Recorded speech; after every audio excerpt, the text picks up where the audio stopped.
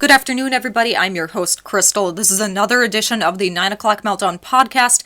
And over speakerphone, I have the lovely and very, very talented percussionist, author, teacher, entrepreneur, historian, Kelli Rae Tubbs. Hello. Hello. It's absolutely fabulous to have you here. We were just talking, you had asked how I stumbled upon you. And the story is the wormhole of Facebook. Someone had posted about you in a group that I'm on called Binders of Minnesota. It's a group for mainly female musicians throughout Minnesota to get together and post what they've got going on, to ask questions, to seek encouragement from other women musicians. And someone had posted their music that was featuring you, and then one thing led to another, and one click led to another, and it led me to your website, and I just found you absolutely intriguing. You have 10 million things going on right now, it sounds like, and here we are to talk about those 10 million things. So thank you so much for being a part of my podcast. Oh, I am so happy to be here. So where do we start? Wherever you want, Kelli, wherever you want. I was taking a look at your website, and like I had said earlier, you're a percussionist. That is kind of your bread and butter that you do, but you're also a historian into drum technique and preservations of drums as well. And then you're also working on a book with another percussionist as well. So really, let's just kind of dive right in and start wherever you want. Oh, great. Yeah, so let me tell you a little bit about the book that I am writing with Daniel Glass, who is an amazing educator in his own right, fantastic performer. He performs as the house drummer on Monday nights at the Birdland Jazz Club in New York. So, and not only that, but he was in the band and still is in the band Royal Crown Revue. And they were one of the leading groups in LA with that retro swing movement that brought out Squirrel Nut Zipper and Cherry Poppin' Daddies and Big Bad Voodoo Daddy. And Royal Crown Revue was on the leading edge of all of that. Wonderful. So they're kind of like the father of all of that then. In some ways. He was really interested in becoming very authentic with how he performed that music. And so he did all sorts of historical research on the instruments that were played and the styles and the way that they were played.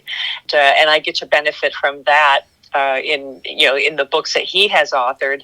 Kind of came into history of drumming in my own right, without knowing that he had already done a lot of that work and asked those same questions that I was asking. And the way that I tried to find the answers, because I couldn't find anybody, I didn't know anybody who knew those answers, was I was buying instruments that were old and books and method books that were old and records that were old and sheet music that was old and photographs that were old, trying to find the answers to the questions I had about how do I play this authentically. And little did I know that he had already asked those same questions, been on that same search, took many of those same steps as I did. So it was a perfect pairing then. When he learned I had quite a few photographs of drummers from 1900 to 1930, give or take, and I'm showing him, I'm asking him questions. What is this thing here? What is that on his drum set? What is this? And he stops me dead in his tracks and he says, "How many of these photos do you have?" And at the time I said 50. And he says, "We need to write a book about this." So that was the start of how this book is coming to be. We're still working on it. Right now, that collection of photos is more than 400. Oh, wow. Yeah. So it's, just documenting military drumming and the equipment that they were using, and family bands and women drummers, especially women drummers, early jazz drummers, all of the things that have been lost to time already, even though it's only been 100 years, give or take. Mm-hmm. So this book kind of sounds like it's more of a documentary of sorts. Well, a little bit. It's more of it's half documentary and half look how cool this is. Mm-hmm. Holy crap, look at that. Things that the way that they would play, and the things that they used to play on, and the equipment that they made by hand sometimes, and that is all found in these photos that I've got. It's so much fun because it's been such a learning process, even for the two of us who have really worked to find some of those answers on our own. So Yeah. it's been so much fun, and he's so smart. So. Wonderful, wonderful. But it does sound like you're smart as well. So you've got two smart people working on a book. I can hardly wait. Yeah, I can hardly wait too. So Excellent. How did the two of you meet? Was it through like a group chat, or did you just kind of find yourselves organically? He dropped in my lap. And I kind of dropped in his at the same time. Mm-hmm. I was doing a search on Amazon. I was looking for historical drumming books and couldn't really find what I was looking for. But back at that time, Amazon was saying people who viewed this also viewed, and then they'd give you their list of recommendations at the bottom. And the first one was Daniel Glass's The Century Project DVD. Oh, okay. And that had been published a couple of years earlier. He did all of the narration. He put together drum sets from 10 different decades between the end of the Civil War and the beginning of the Beatles British invasion. Yeah. And playing those styles with a band playing that type of music. So not only do you get to see the equipment from that era, but also hear what that era sounded like. And some of the guys from Royal Crown Review are actually performing with him in that video. So I was, I'll never forget this moment because it was a little bit before Thanksgiving of that year. And I got the video, the DVD fresh in my hands, and I've got a huge bowl of heavily buttered popcorn and a Diet Coke. And I toss it into the player, and he plays this style of drumming that I've never seen before, with using just two drums, no bass drum pedal because it hadn't been invented yet, and using a wooden chair for a stand because snare drum stands hadn't been invented yet. And he's performing in that style. It's like, oh my gosh. And then he plays ragtime drumming, and I literally just sit up. It's like, this is the guy. This is the guy who can teach me what I want to know. So it was just it was such an exciting moment for me to see that there was somebody who had those answers, because I had asked people for about a year and a half. It's like, who can teach me how to play this authentically? And nobody had an answer for that. Right. So, Kelli, what brought you on that path of wanting to play drums authentically? I think when people kind of think about drums in the very generic sense, you bang on something or you make the beat for the rest of the band to kind of follow. But what brought all this about for you? The question came up when I was looking at sheet music from the 19-teens and 20s.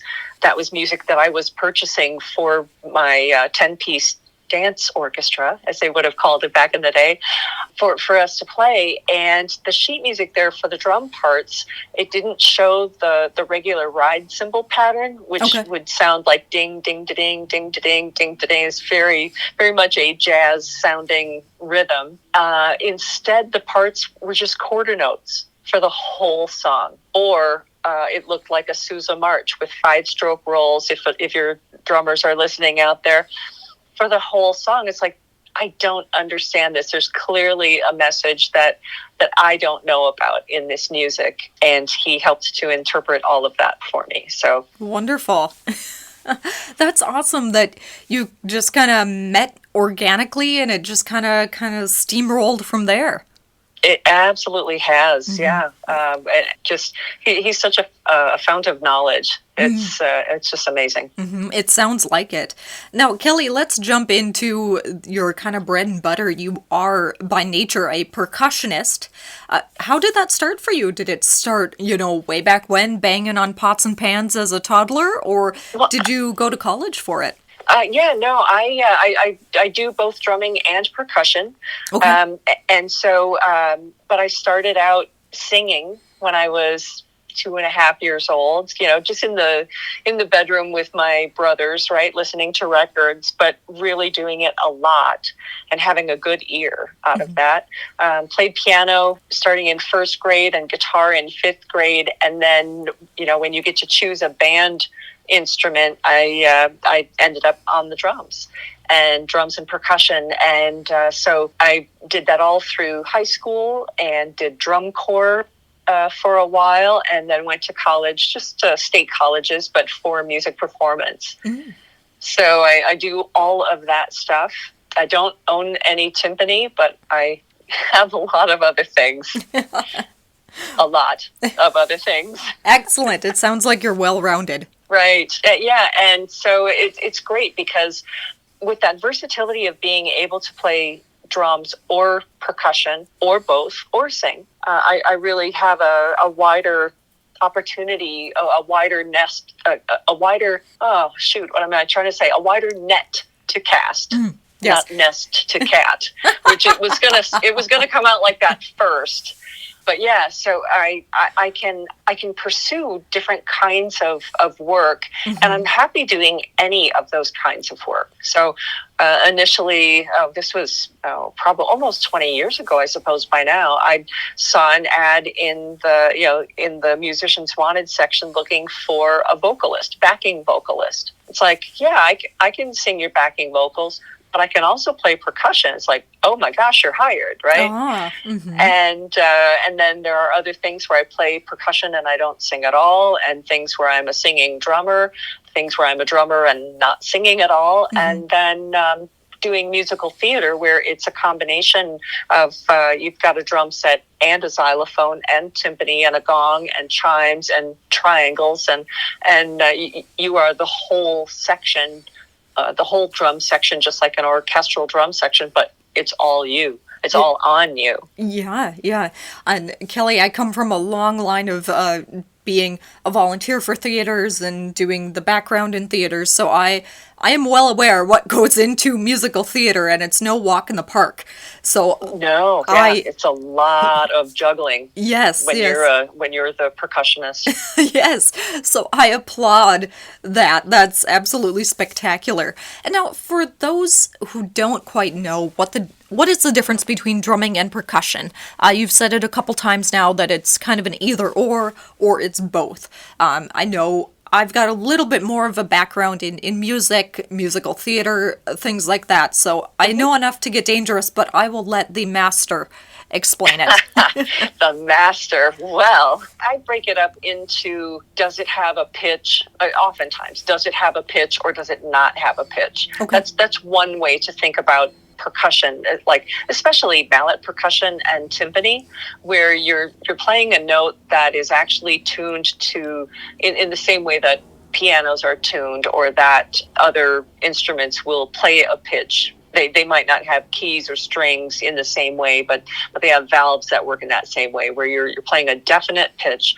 But then there's that whole world of cultural percussion instruments like congas and bongos and maracas and shakers and things like that. And then you have that orchestral world of percussion where you've got crash cymbals and suspended cymbals and triangles and castanets, right? And some of that comes in and out of the world of cultural dance, and some of it is just strictly, and some of it is formerly from temples. So and church rituals. So we think of temple block, which is a set of 5 somewhat tuned wood blocks, but that has an origin in the Chinese culture and Oriental cultures as being part of religious ceremonies.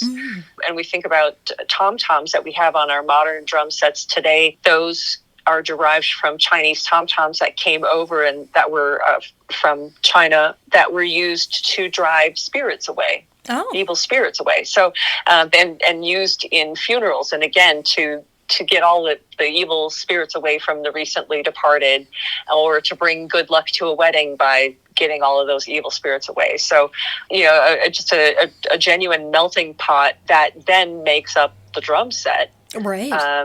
So borrowing cymbals from China and cymbals from Turkey and tom-toms from China and other European use percussion things that kind of all boil down into being a drum set, which would then be untuned, played as a kit. Awesome. If that makes any sense whatsoever. It does. I do apologize for my pause there. I was wrapping my mind around all of this, and really, the drum set is almost like the melting pot of this traditional music world. It truly is, and if we think about cowbells, that has African and South American roots as well. But then you'll also find cowbells on water buffalo in Asia. They're just made of wood instead of metal a lot of times. More cowbell. More cowbell. That's exactly right. More cowbell. I've waited a long time to add that into a conversation at some point, so thank you so much. Thank you for making my dream come true. That's right. I'm here to please. So. Great. And now, Kelli, you are also a teacher as well. What do you teach? Do you teach high school, grade school, orchestra, just individually? Individually, so private lessons, and also do clinics. So for example, I went out to the Delaware Drum Show and did a clinic about the history of bass drum pedals. I've gone out to schools and done clinics on silent film sound effects, which were all done by hand, by people standing behind the screen, watching the action, watching the film happen, and adding the sound effects live. Back in the teens and 20s, and actually is in the late 1800s as well. So, and taking my instruments out to show, like, this is where the modern day instrument comes from. This is its origin, and kind of blowing little young minds, and also letting them see that, helping to normalize, I hope, that women and percussion and women and drums are not two separate circles on a Venn diagram. Right. I was going to say earlier, there aren't too many women percussionists out there, although Duluth, Minnesota would disagree with that. We have quite a few women percussionists and women drummers up here, so maybe we're the kind of niche in the entirety of the U.S. and musicians. I don't know, but I know quite a few drummers who are ladies, so... Yeah, which is excellent. And actually through time there have been tons of women drummers. But if you think back again to our peers from 100 years ago, where women couldn't vote, couldn't drive, couldn't drink in public, couldn't smoke in public, couldn't chew gum in public, couldn't necessarily show their ankles in public sometimes, right? Depending on the time and the culture. If you're not important enough to be able to do those things, you're also probably not important enough to document. So women were drumming this whole time. Young girls were playing drums in family bands. Older women were going to college to pursue drums and percussion as a major. Oh, wow. And I've got a documentation from a woman who received her degree in percussion in 1860. It made the newspapers because it was so unusual, right? To be not that it was unusual that people did that, but it was unusual that she got publicity for it. Right. There were some girls in the Civil War who were drummer boys, right? And so they've always been there. Women have always been drumming. It's just that they haven't been considered important enough to document. Right. Or they were considered young boys.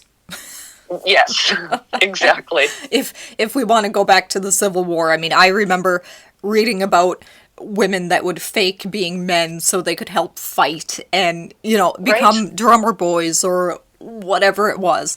Right. So yeah, women have always had a fighting will and a fighting strength that doesn't get enough credit. So that's very cool that you're unearthing all of this rich history and that you're putting it into a book so other people can learn that as well.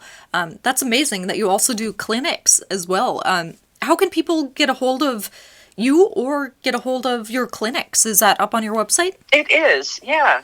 So my website, which is just my name, KelliRaeTubbs.com, has you can reach out to me there if you want to bring me into your school, or if you have some sort of a musical event, or if you just need a drummer, right? A drummer or somebody to play the vibraphone on a number. Yeah, they can find me there, of course. But I also have a YouTube channel where I have a collection of short historical videos on components from the drum set, and the history of how cymbals have grown on the drum set. And I received a fellowship, and I should say that many of those videos were funded by the East Central Regional Arts Council here in Minnesota. They've been huge supporters of me getting smarter and in that area of drumming and percussion, and those eras of percussion, and allowing me then to use some of that money to hire a local videographer to help me get that message out so people across the world can understand that and make them better and more aware. And anyway, I've got a few more videos coming out later this fall and into the end of the year. The topics are highly secret, but but the release will be coming, one for sure, before November 1st. Okay. And so that's coming right on up there.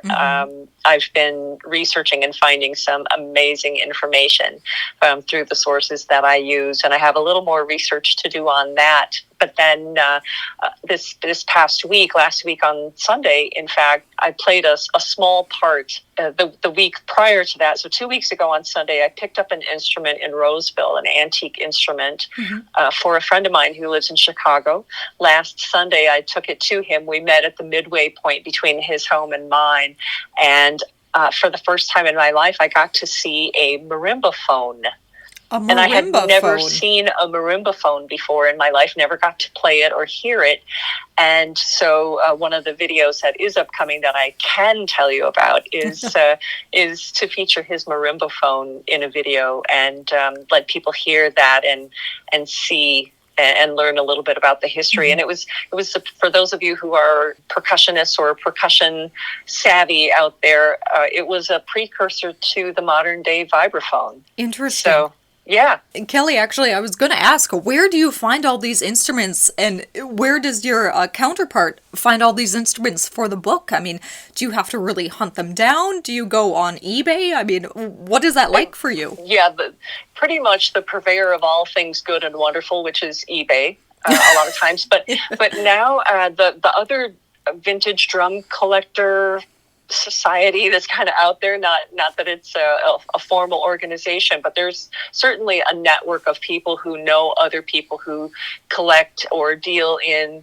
vintage drumming gear. And so when I met up to deliver the marimba phone the other day to my friend in Chicago, he brought for me a nightingale call and a marching music holder that drummers would wear.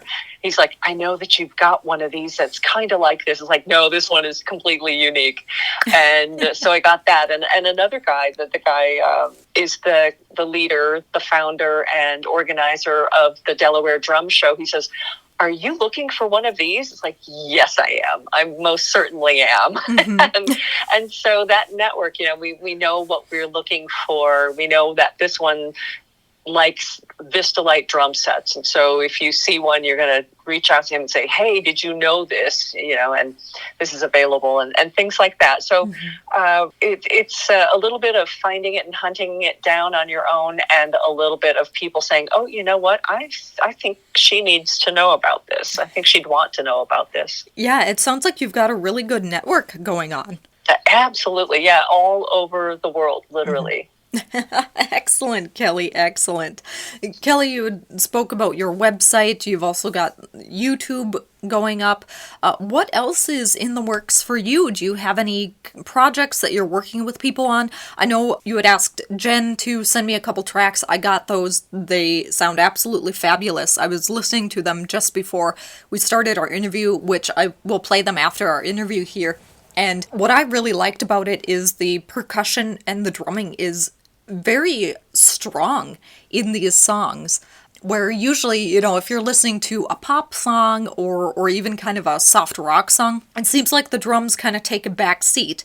I mean, they're there, but they're not super prominent, you know? But I really enjoyed how it was just in the forefront. It was there. You could gravitate to it. I could hear it, for one. That was great.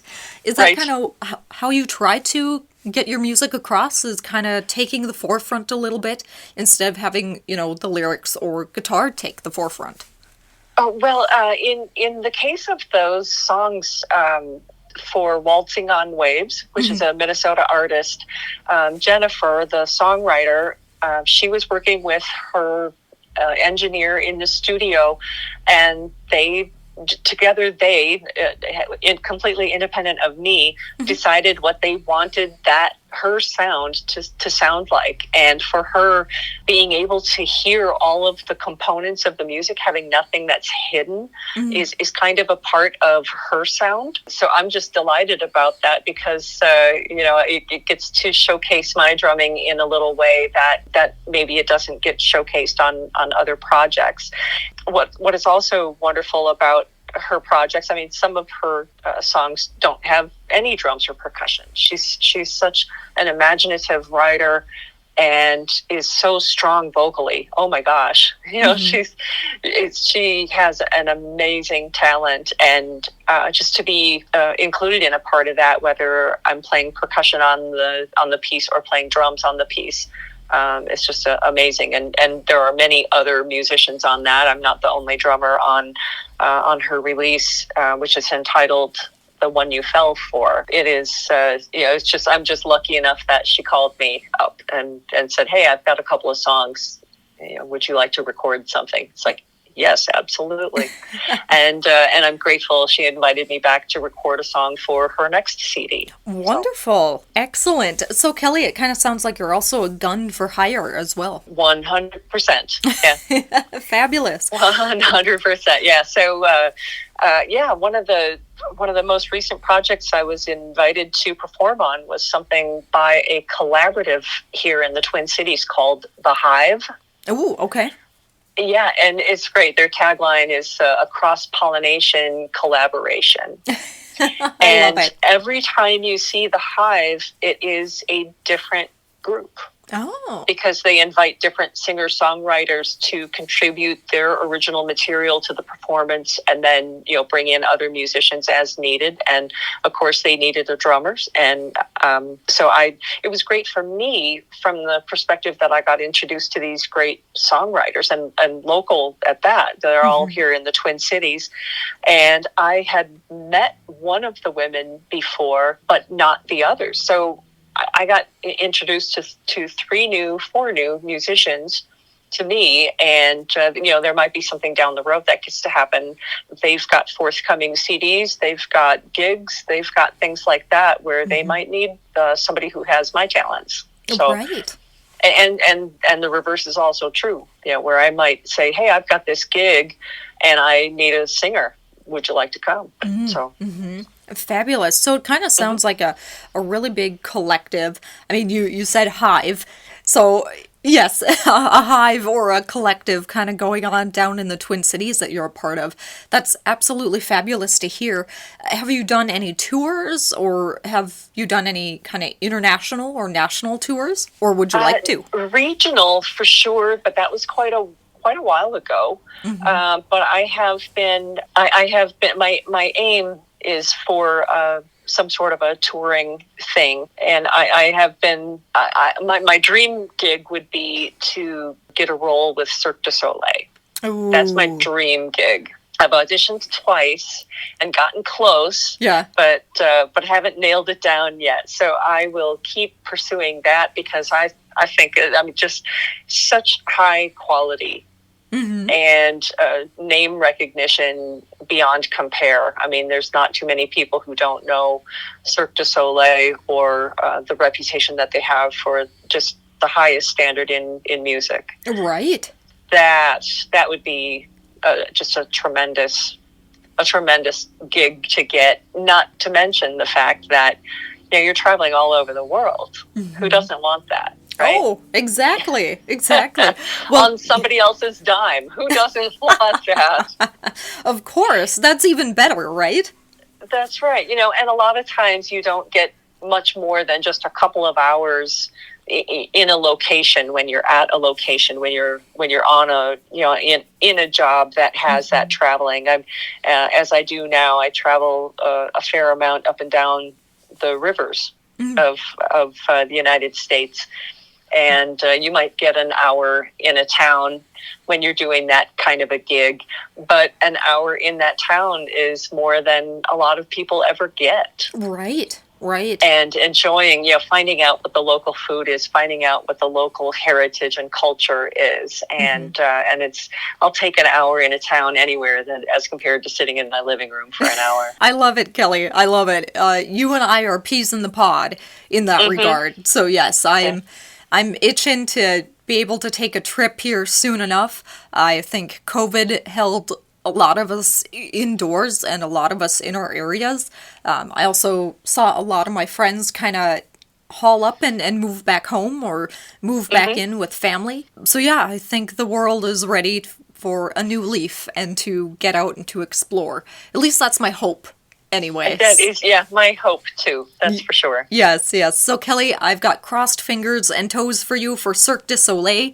If you need anything from me, just holler. I will put in a good word. Maybe just some bribe money. Exactly. I think at this point. Yes, I can try. I'm not worth a whole lot, but I'll try. All right, I'll take that. Wonderful, Kelly. So, Kelli Rae Tubbs, thank you so much for taking time out of your busy schedule to talk with me in the wider world about drums, percussion, women in percussion, the history of percussion. I could go on for the next half hour, but then we'd both be sitting here listening to me talk. Yeah, that's right. Or me, so it's the lesser of two evils, right? Oh, whatever. This interview was about you, not me.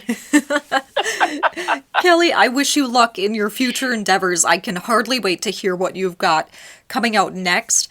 You've got a YouTube channel up there. Go find that, subscribe, hit the like button. I know I definitely will. Kelly, thank you so much. Thank you for inviting me. This has been fun. Oh, of course, and this will not be our last discussion. Perfect. All right, have a great day. Thank you. Bye. What I really wanted was to walk into the sea.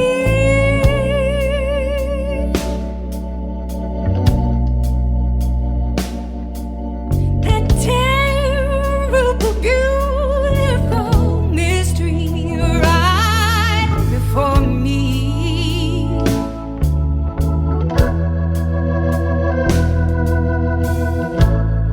Didn't really want to leave you, no.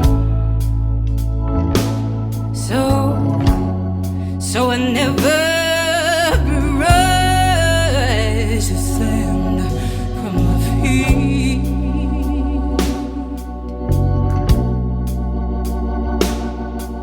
And I let the salt in my tears remember you to me.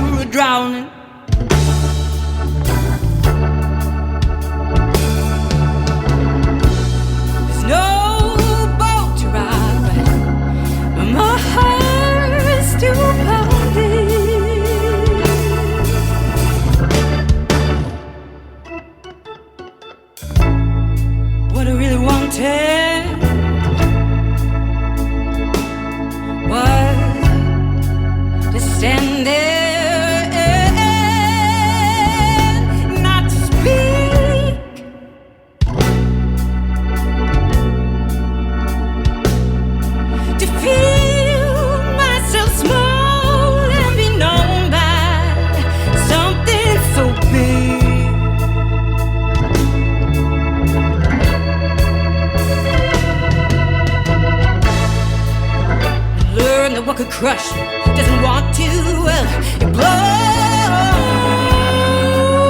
the mind, and it turns all the dread into knowing you're gonna be alright. Even when you're in love and you got to strange fear, drowning.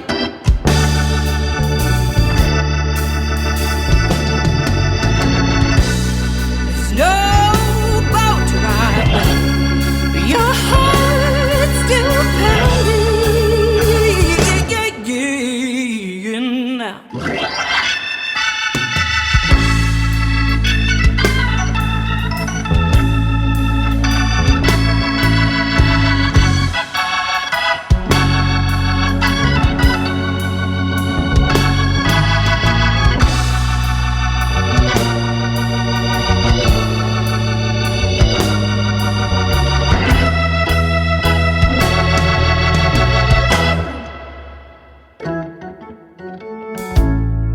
What I really wanted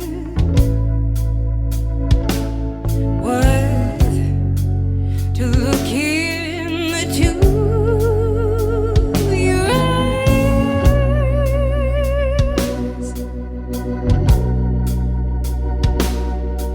and hold to your gaze long enough to be surprised.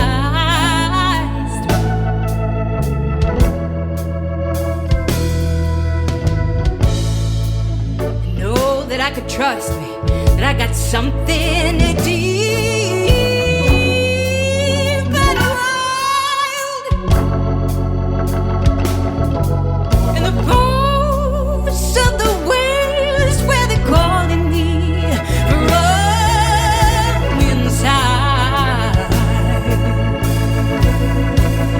So even when I'm in love and I've got some strange fear drowning,